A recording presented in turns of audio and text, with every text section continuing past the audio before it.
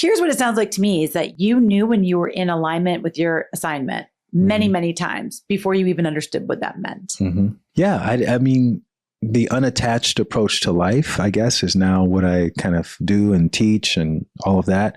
And I think really, practically speaking, it's really about just being in the process of it and not be attached to the outcome, not be attached to the stipend, not be attached to the parking space and all the things that come with that, and not identifying it as your primary identity that, oh yeah, I'm this, editor of whatever, I'm the big shot. And I didn't want that. I wanted to explore other areas of life. And that was when I worked in Capitol Hill and had that wonderful experience. And so by giving up that job that you were kind of attached to because it came with some good perks, you got something even cooler. You had the chance to work on Capitol Hill or something different. I would say it's different. Yeah, it was different. It allowed me to tap into other things, yes, other talents and other gifts. And then I knew that I wanted to work in advertising after college. And so this would be kind of the last chance I got to do just some different stuff just for the fun of it. So after college, this is when my understanding was that you landed a job at a boutique gallery and then you were just like, I need to explore and I need to quit and travel.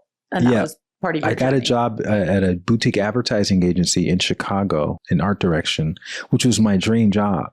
And so when I got there, it was still a 9-to-5 job. And I would show up I would be the first one there. Sometimes I'd be the last one to leave just because I just like being there. I like being in a creative environment. And at the same time, I recognized that it wasn't for me. Like I recognized that the people who had been there the longest, their lives didn't take a trajectory that I saw my life taking, where you just become more and more deeply entrenched in the advertising career, where you have 401ks and retirement plans. And it's like, this just kind of feels very normal. It feels very normal. The things that most people are attached to. I can't tell you how many jobs I've stayed at for an extra 3, 4, 5, 6 years because it's just who I was. I wouldn't know what to do if I left, or the fear of what's on the other side.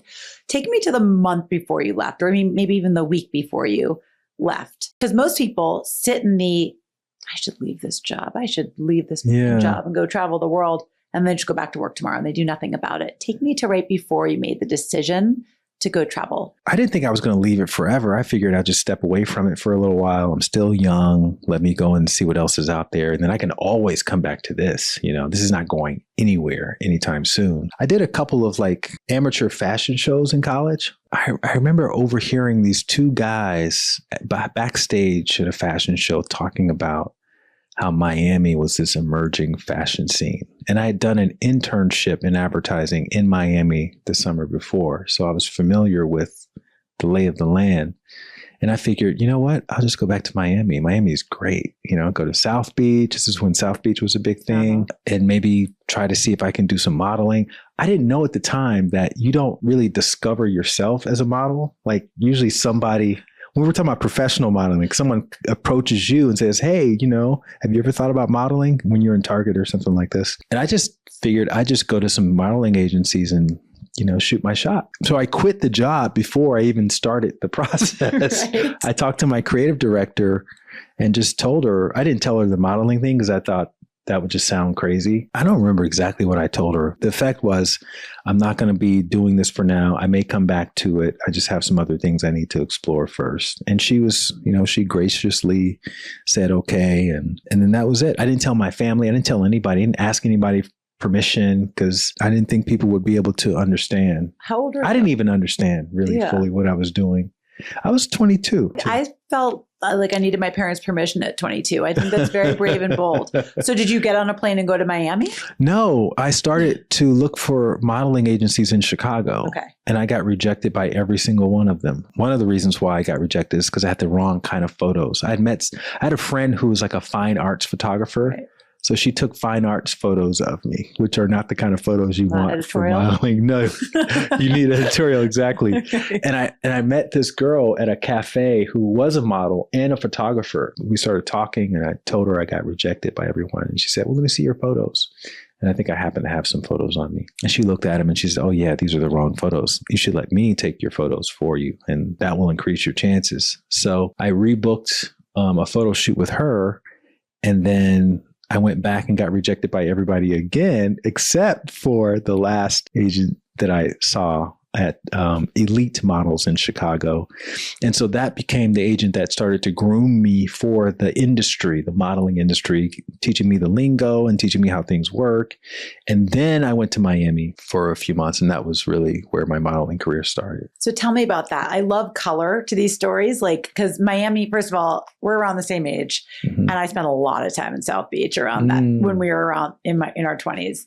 And it was a lot of fun. So I'm wondering, like, what did it feel like? Oh, did you meet interesting characters? Like, bring me to that time, because it sounds like hot and sassy. Well, I'll tell you one story that ended up redirecting my path when I was in Miami. So I used to spend a lot of time in bookstores when I was in Chicago, when I was starting out in the modeling, and I was looking at who else is doing well, who's being featured in all of these editorials. And there was this one guy that kept popping up, and he and I kind of were in the same category, although he was way more attractive than I ever was. He's got green eyes. He's got, like, you know, his beautiful caramel skin and perfect body and all this stuff. And his name was Michael Anderson. So I'm in South Beach and I'm all dressed up and buttoned up and green, you know, looking like I'm desperate for a job. And I see this guy standing on a corner with no shirt on, some raggedy jeans and a skateboard, and he's smoking a cigarette.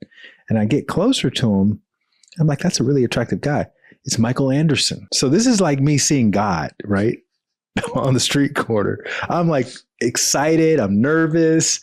And I go up to him and I introduce myself. He's just kind of looking at me as he's taking drags on his cigarette. I tell him I'm a new model and I really admire his work and, you know, blah, blah, blah.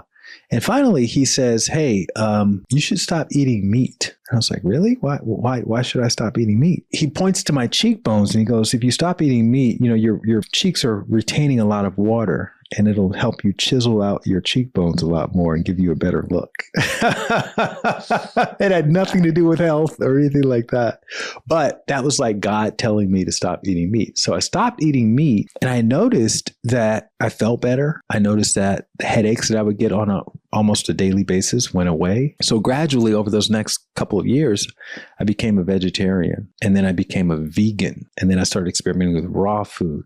So I was really on this health kick, right? Ironically, I'm not vegetarian anymore, and that's a whole other podcast episode, but I was starting to consider that there were other things that could affect my mood. And that was what led me to ultimately to yoga, to meditation, to spiritual work, and all of that. That conversation that I had with that guy on the corner in Miami. The cigarette smoking, delinquent model brought you to your spiritual awakening. That's right. That's right. I'm obsessed with that. As a result of me feeling called to Miami for some reason. I didn't know why.